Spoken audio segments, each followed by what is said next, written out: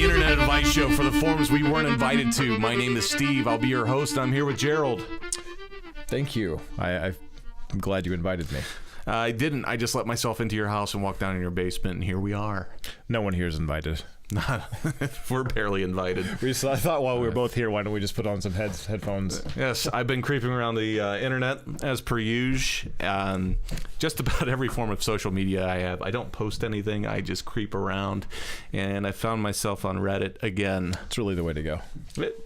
I feel like any more these days, if you are posting original stuff, you're just setting yourself up to be ripped apart by everybody for any reason. But if I pick apart your stuff, then we're contributing to the cycle.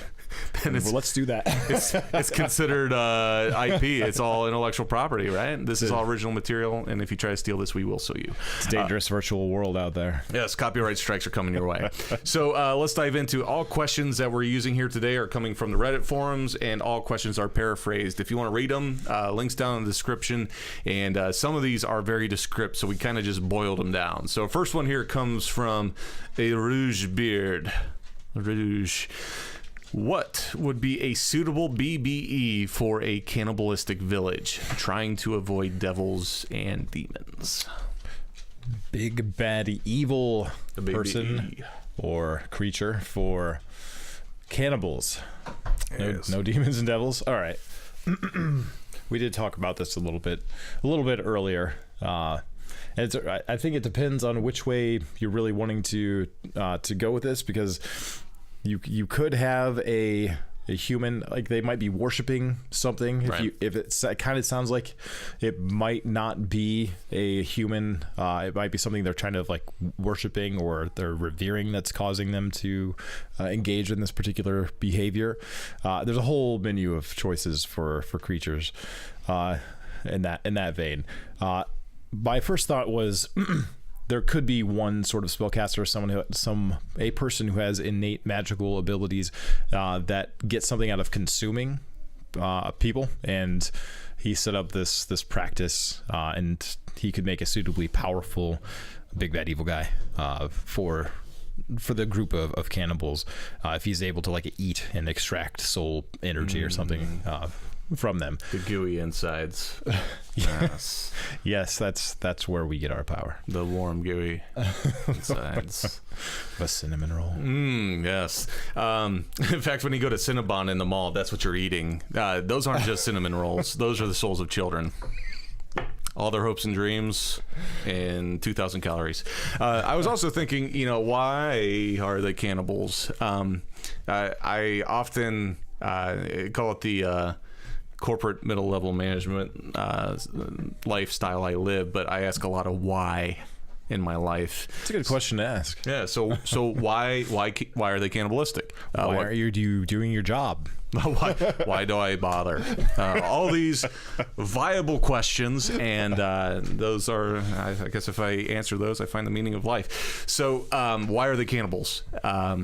It could be that it's a religious thing, that's how they were brought up. It could be that maybe that's the only real sustenance was each other for a while. They were stranded. But I was thinking about this one. What if the why is that they can't really go forage or hunting because there's something out there that no one's been able to kill? So when things get desperate, or just sort of their pecking order, they eat the weak, and only the strongest can go face the big beast in the woods. And obviously it's going to be an owlbear. Yeah, they could be. I mean, maybe this group of cannibals is they just crashed on a plane and they're out there in a tundra. And that's why they're eating each other. Crash. Sounds like a movie.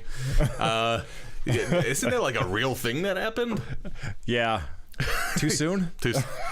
Yeah, I think there's anyways, if I ever am in that situation, no one's allowed to eat this guy. No. Moving right along. Question number 2. What is your way to make an interesting storyline for a campaign?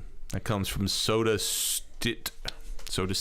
What is your way to make an interesting storyline for a campaign? To make an interesting storyline, really, it's going to boil down to inspiration, and you can get those from so many different places.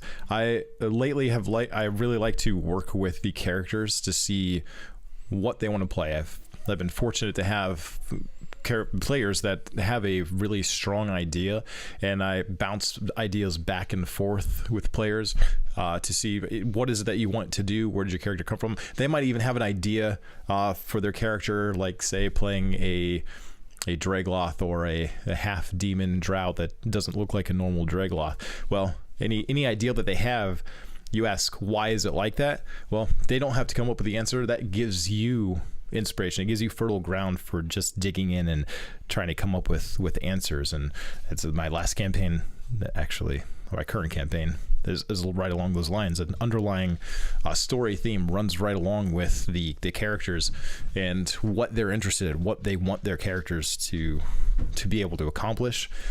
So keeping that in mind, the cool things that you can think of, anything that would tie into why they have fun playing the game is a good way to go. Character first. So the characters in your game. This is always where I draw inspiration if from. you've got a player that loves stealing stuff, setting up heists, it may get a little old, but coming up with different ways to roll that. But I do like the going to the bank of the character backstories, why are they the way that they are, and then tying that in. That makes it more involving for them.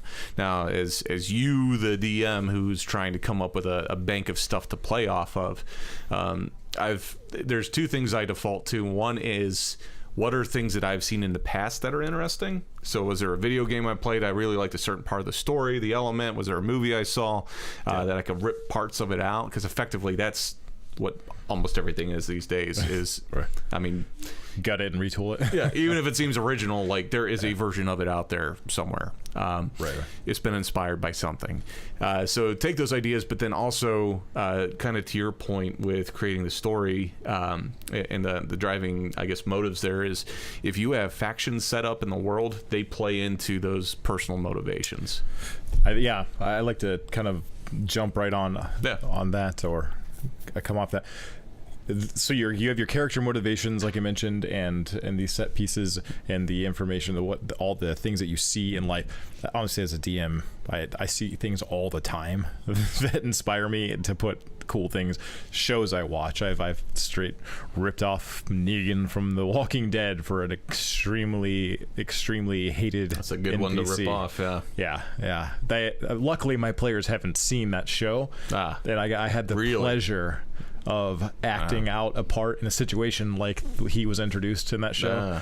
Number one hated villain, and they're dealing with the demon lords too. So, but so there's all that inspiration. But think about the character motivations. Usually in the past, when I wasn't basing any of my material off like an adventure campaign book like I am now with Out of the Abyss, which, by the way, that's its own wonderful world of inspiration. On a lot of the campaign books that have come out in the recent years are really, really good as far as just laying the groundwork with character, like here are the NPCs and here are their motivations.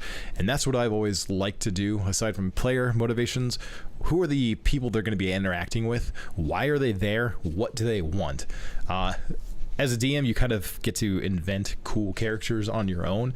You're not going to be leveling them up necessarily through the campaign and getting the same type of satisfaction out of progressing through, but you definitely get to set up some recurring villains, or villains that you at least get to build up to, and those villains are going to be putting pieces into play for the characters to interact with. And the more you start to think about where that villain came from, what their backstory is, why they what they want, how do they get what they want, and who are they using, like who are their allies, and what's the power, why are they a thorn in the side of the PCs, or why are they an antagonist and in opposition to them.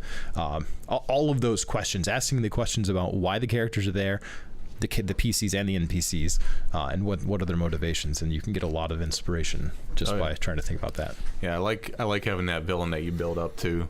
If you can introduce them early somehow, even if it's just talking about them and how terrible they are, painting sort of that goal of what you're pushing forward. I think that helps build a real compelling campaign. Yeah. I know even like with, what we're doing with the show with Myths and Mystics, it's on every Friday night, 11 p.m. Eastern Standard Time on Twitch. I've got ideas in my mind for set pieces that I don't know exactly when they're going to play in. But having those just cool moments, again, draw your inspiration from different places, allude to them, build up to them. Yeah, you absolutely. Anything that you think would be cool. I think the best habit I've formed as a DM is making a note. Notes app is fantastic because a lot of us have our phones on us. I have an idea that just strikes me. Before some of those ideas would escape me before I got to implement them, but just writing down a note. I have a single note I go back to and put down what I thought was cool at the time, and then figure out how I want to flesh that out, and then eventually work that in and base that on the character decisions where they go and where that might be. Right. Perfect, friends. Well, hey, that's all the time we have for today. I appreciate you tuning in. And like I said, every Friday night, 11 p.m. Eastern Standard Time, we play Myths and Mystics on Twitch. Yeah. Check us out over there. Everything's available at mythsandmystics.com. If you want one of your questions answered on the show, hit us up, mythsandmystics@gmail.com. Thanks for tuning in. We love you. We'll see you next time.